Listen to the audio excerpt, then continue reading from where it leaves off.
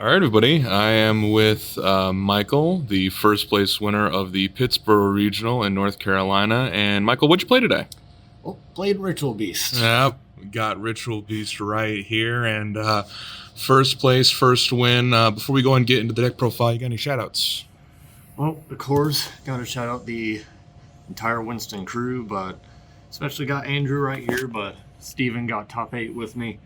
And then the rest of the people on the trip, Mikey, Nathan, the other Andrew, Tom, Nick, Heather, and then those who cannot be with us, such as Joyce, Will, and Shopkeep Matthew. And for the Winston crew, and then, of course, House of Cards is our main locals.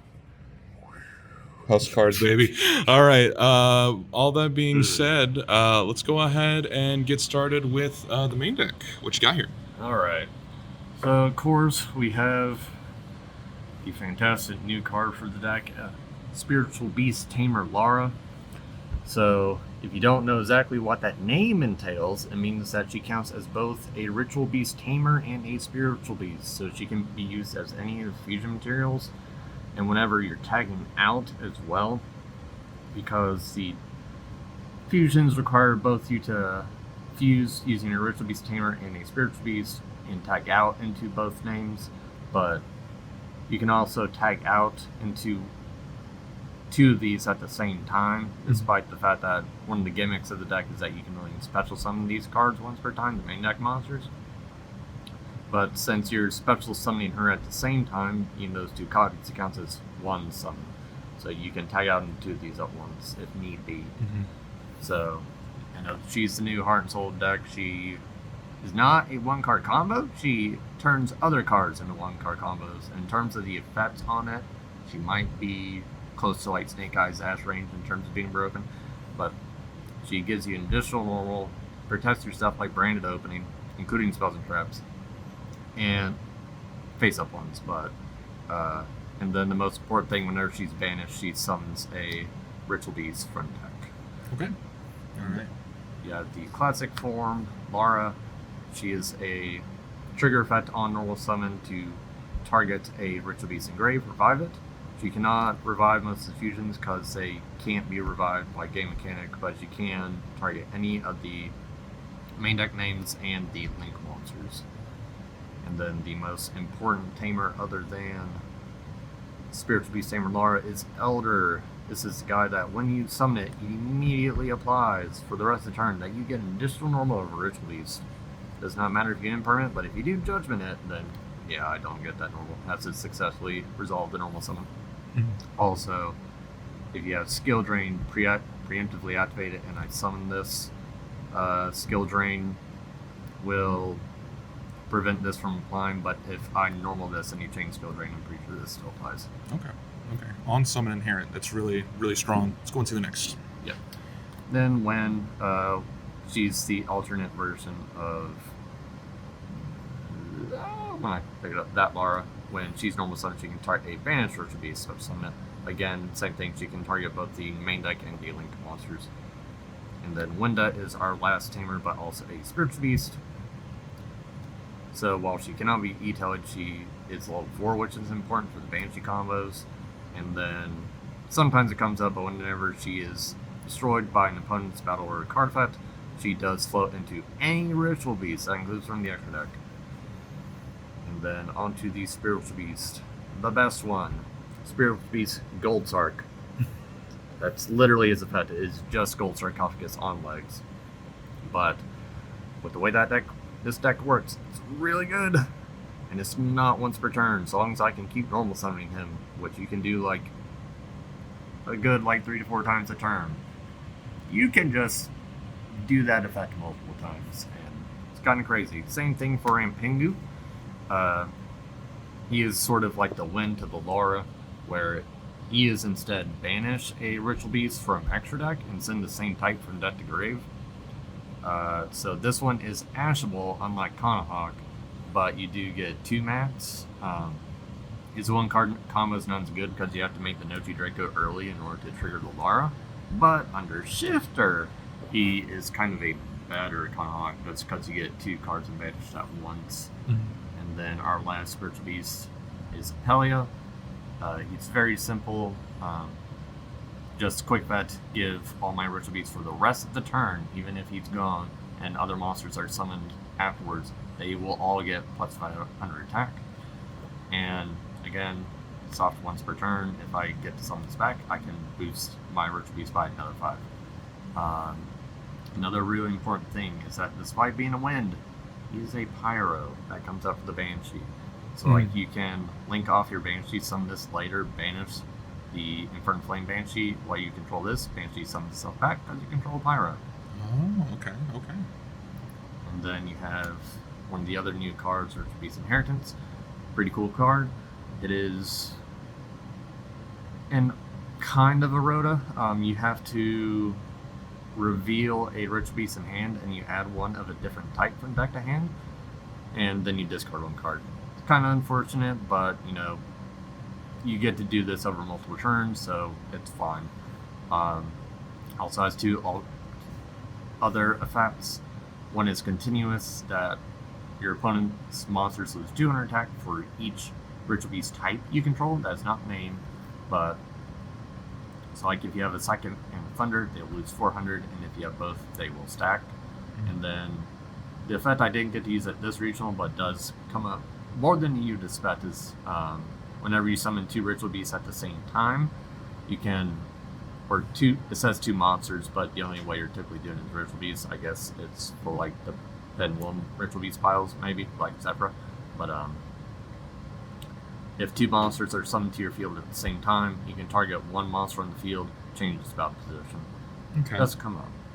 And then the reason this deck has a proper inboard is Ritual Beast Steeds. So you only play 1 of this now, but it's perfectly fine. You can recycle this by doing some shenanigans, often with Pelia, by getting this advantage, and the link for it can add it back when it's advantaged.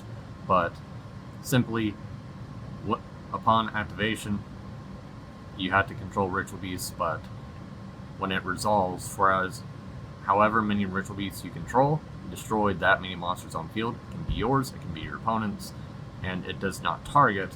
So, and it doesn't care how many Ritual Beasts you controlled on activation, so you can control like 2 Ritual Beasts, and like if one of them can tag out into more during the chain, and like say you control 3 on reds, you can pop 3 monsters. And then for our sub-engine, we have our 3 Nemesis monsters. So I opted to play all 3 instead of another Ritual Beast name. This list is very similar to the EU WCQ second place, but instead of Paddlefin, I'm playing the Corridor and Colossus. Flag is what is tutorable off Banshee, and then this tutors you into either of these. You're typically not ending on both in natural combos, but if you hard draw 1, then of course you can make the other, and if you even Colossus or Protos call Dark and you control Colossus, you can just banish the Thundering Grave to protect it.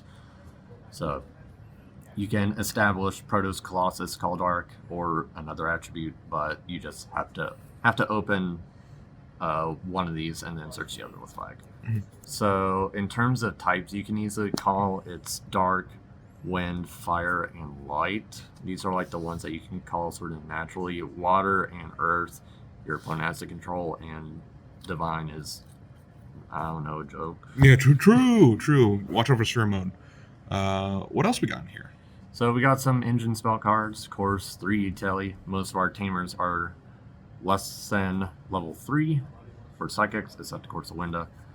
We got a level 1 psychic over here, so that's really nice because it does tune in with my extra deck. We also got the Prosperity. It's not on this for WCQ, which I was on 15 hand traps instead, so I ended up going 6-3 at the NAWCQ. I think I probably could have done better if I was just pilled on actually doing the breakers, but I just didn't have the confidence in breakers at that point. But the EU WCQ second place list just gave me the confidence and showed me that yes, breakers is actually the way in. We live and we learn, but I got my and you learned, baby. I got my run back. We do play one hand trap in the main deck. Whoa, is it the best card? Whoa. Okay, so let's. I want to talk about this a whole lot specifically because not only is this a good card, it's also a combo extender for a lot of your different combos. Is that correct? Pretty much. The extender bit is mostly, again, with the Rampengus, because you're putting 2 into banish, and it immediately banishes your SPT Lara, so you don't have to use your Nochi Draco, which is this one. This is Astrolaud. Because normally, like, you would have to put this in grave, and then you contact, fuse, trigger SPT, summon like Kahawk or something, then you can tag out the Nochi back into this, or Tamer, something like that. Depending on what line you want to go for. But, so it does help you enable some combos. It makes some easier. It makes some harder. Like, typically with Protos, you have to keep this in grave. If they open a Bestial, banishing this is actually kind of good because you can only put a Dark, Wind, and Light engrave for Protos combo under Shifter. So you would have to control another attribute. But it also does typically open you up to Nib more because you can't hold your Nochi Draco as easily or for as long. But generally, this is, of course, as everyone knows, the most insane Shifter deck. Like, it actually gets to combo under Shifter, which is why I love the card. Like, when this card came out back in 2019, I was like, man, I can't wait to play this in Ritual Beast. And 4 years later, you still, well, no, 5 years later, you can, and it paid off. Yeah. All right. Now, Konami, you can ban this card. I don't care anymore. Yeah. I like Shifter, but whatever Konami or the community decides, it did its job for me. I don't care anymore. I can play other decks. And then our breaker package. This is very standard for Ritual Beast. Book of Eclipse is the most interesting one that has the most applications, because this allows you to, of course, dodge like imperms, which is very important, but it has some niche scenarios with playing around in Nibiru as well, because since we are pseudo-fusing, contact fusing for the summons of these extra deck monsters, the materials do not have to be face up. So you can still like book something like a Kanahawk and then fuse with it later after, like, if it's a 1 card summoning the SBT material, and then you can fuse, or if you already had Elder on fuse, you can just chain book and then fuse with the Kanahawk and Elder that are face down. And then, of course, it's just insane for breaking boards. I had one round where it was game 2 or 3. I draw phase Malchummied poor U-Bell player, and he ended on like Phantom DDD, like a couple of back row. And it was disgusting because it was like, all right, draw, stay by main, battle evenly, he leaves the DDD, main phase 2, I booked. And then just banish it with SP. Like, it was disgusting. Yeah. And then our other one, Dark Ruler, just the best for Snake Eyes Fiend Smith. It typically will deal with the Desiree. They have to set up typically Beatrice because they typically don't have anything else chainable. U-Bell, you do typically have to open another breaker, ideally a second Dark Ruler, if they end on Brujos as well. But this helps you at least like play into boards, and it was good all day. And then evenly matched. Like, just the best breaker. So in total, that is what, 9 breakers, 3 shifter for the hand traps, and the rest of it is extenders and engine, and pot, of course. Pretty much. Okay. All right. Being able to play less hand traps really helps out with the consistency. Let's move on to the extra deck. Got the Heart and Soul. Ooh. Ritual Beast, Ulti Kanahawk. I did have like 2 times near the end of the day where people didn't realize this was the same card. They didn't realize Kanahawk got an alt art. It's also in a different language. That's so funny. That's why I made sure to have like the English copy. This was just like the only Euro print I could find at the NAWCQ of like this art, because it looked so much better in Euro. But this is a heart and soul. This is the card that got limited back in the day that made me cry because it was already like Cosmo format and like this deck was already getting bad. But this is not once per turn on any of its effects. Like it's only limited by the amount of Ritual Beasts and Spiritual Beast Tamers that you can summon and fuse with. How many times do you think in the typical combo, you go through this line now, especially with the names you have? Like, I am typically searching with this 4 times. 4 times. So like once at the beginning of the turn to search an extender, typically when to start into the main combo line, and then I will typically do 3 searches at the end because I don't typically link this off for anything. I will just keep this here and then defuse it during my opponent's turn for the interaction with Raritari. That's just my personal playstyle. Not sure if it's the best, but it worked for me. It sure did. But yeah, so it's like if I'm going for like the Colossus board, I'll search like at the end of my combo. If I haven't used it yet, Spiritual Beast Tamer Lara for an additional normal, a Kanahawk, and then the Steeds. So I will use that Kanahawk to make Colossus, because I will typically link off the Corridor and combo to preserve the Nochi Draco. So that is our first extra deck monster. And then this one is mostly fodder, but he's honestly clutch sometimes to just summon it by itself. Doesn't do a whole lot. He's just sort of a battle trick. Where whenever he attacks, he is just unaffected by card effects entirely, including your own. So regular Apelio's attack boost does not apply to this card. Every Ritual Beast player knows that. It's just sad it works like that. You can't ever get him above 26 in natural battle. Like, you'll play on simulators and you'll see like, oh, his attack's 31. Then you go to battle, swing, and it goes back down to 26. And you knew it was going to happen, but you just feel a little deflated. But he is also a defuse. But it's also just like one of your stronger bodies under skill drain that you can make easily. That can also just like tag out, so you can just like dodge effects. So like at the NAWCQ when I went against Skill Drain Lab, this was a very clutch card until I could get into my Guy Pelio to hit over the larger threats.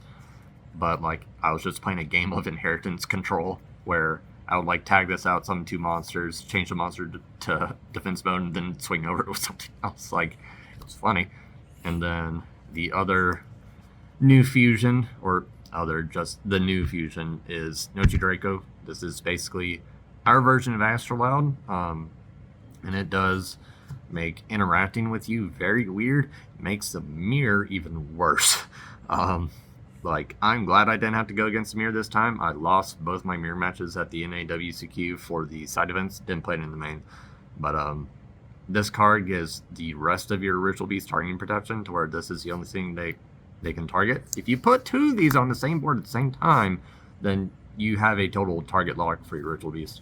But that is rare because this is the one that you can only summon once per turn because it's Astrolaud. Of course, that's kind of borked because you can fuse with any Ritual Beast and Spiritual Beast, or Spiritual Beast and Ritual Beast Tamer that are on your field or in your grave, and just banish them, which makes this very important for the grind game because you'll often like have your grave like with a few cards left, and then like a Spiritual Beast Tamer Lara, banish it, and then you're just off to the races again.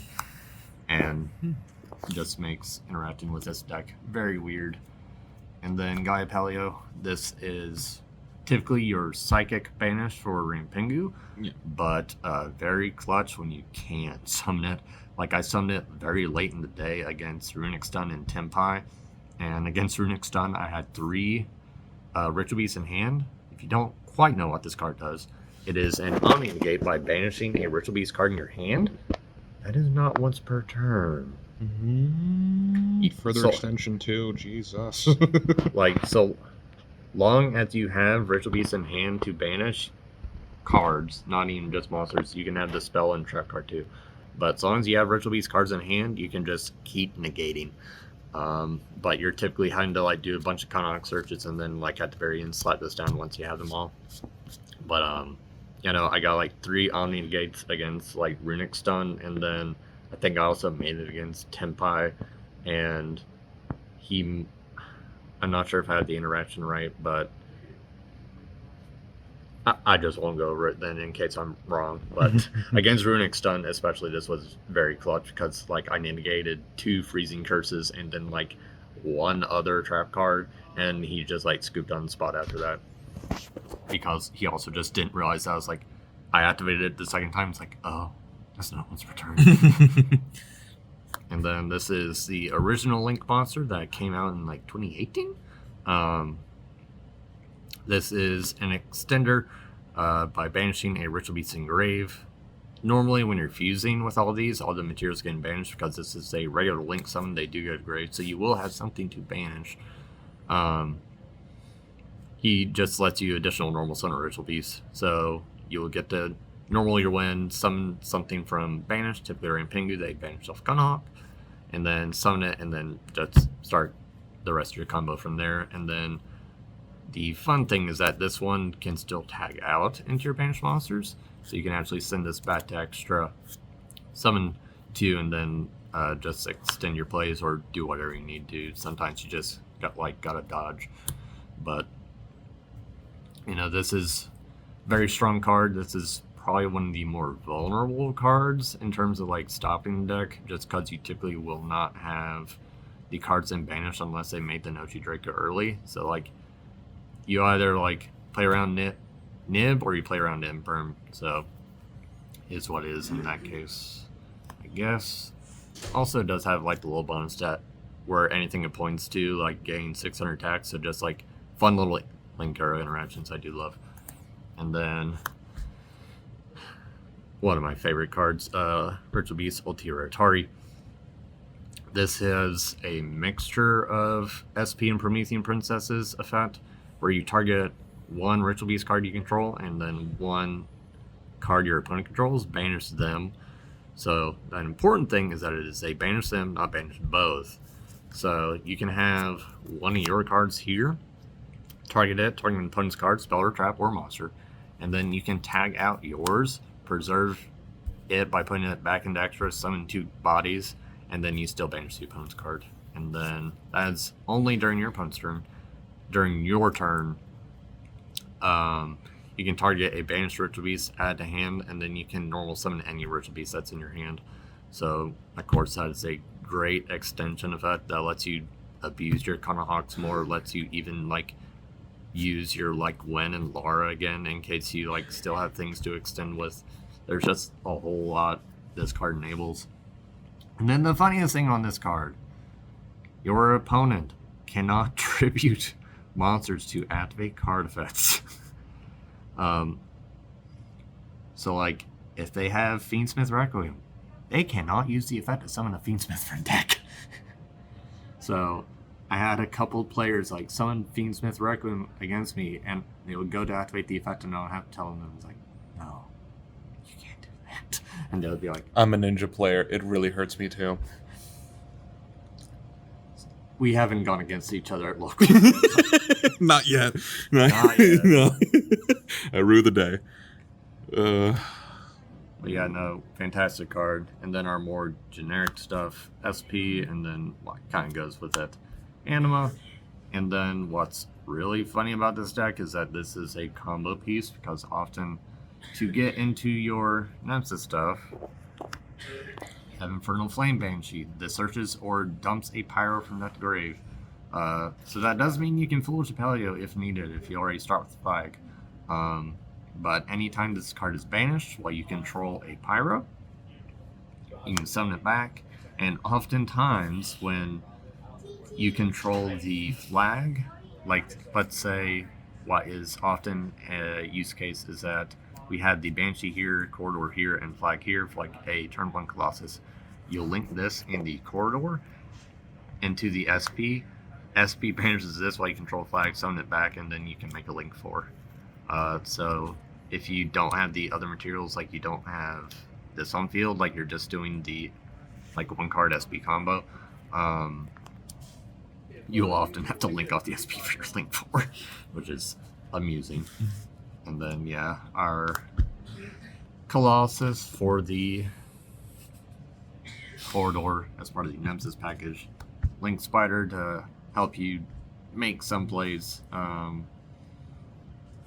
Nib, just because all our links require effect monsters, typically you're just ending on a link 2. I don't often have the extension to get like to the link back to the link 4 board. Is what it is, I guess. And then Typhon was one of our flex spots for today.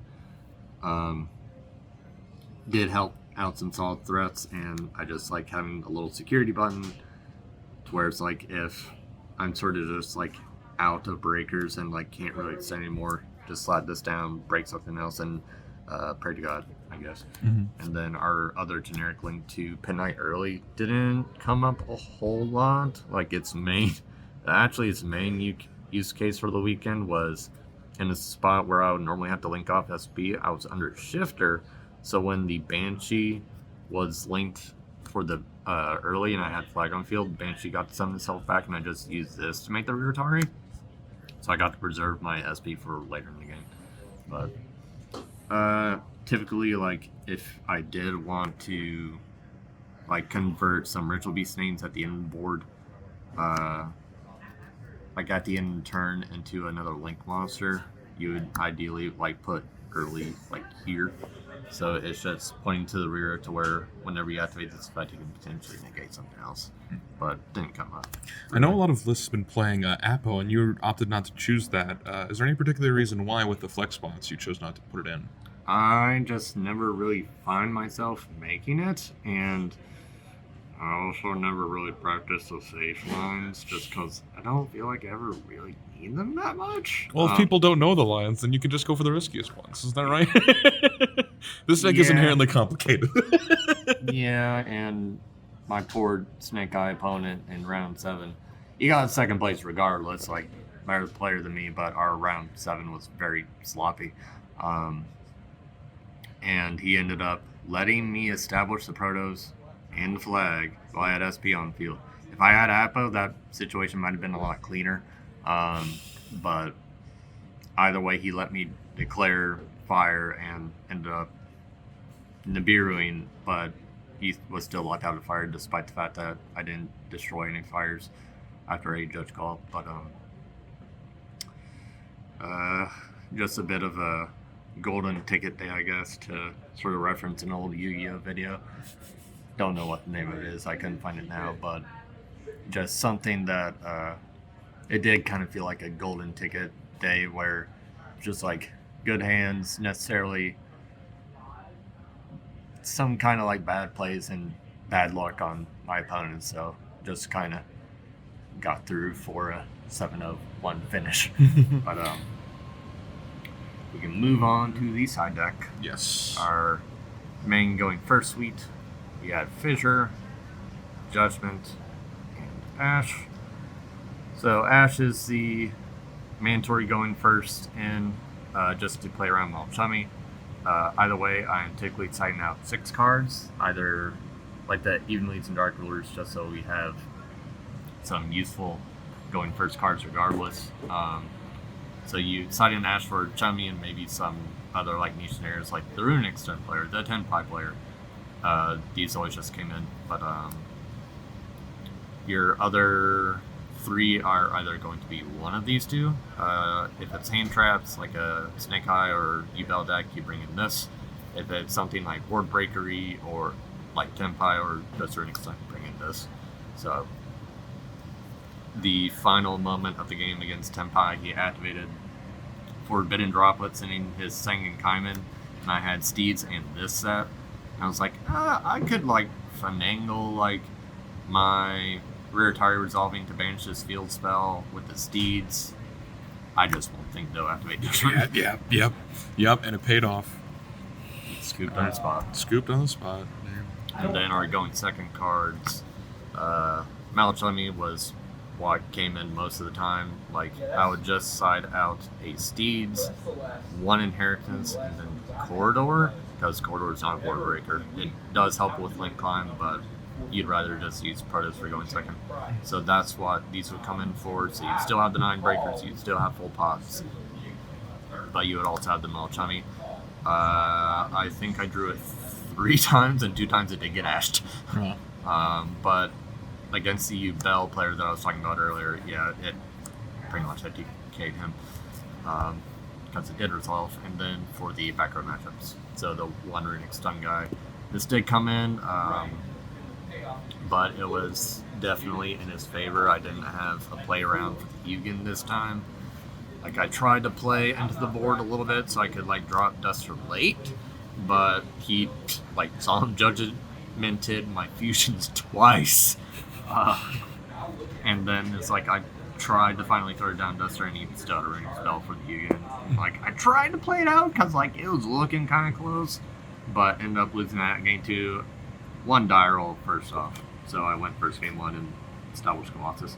But that was another thing I wanted to ask, because you're playing breakers. Your typical game plan was still playing going first. Is that right? Yeah, because it's like pretty much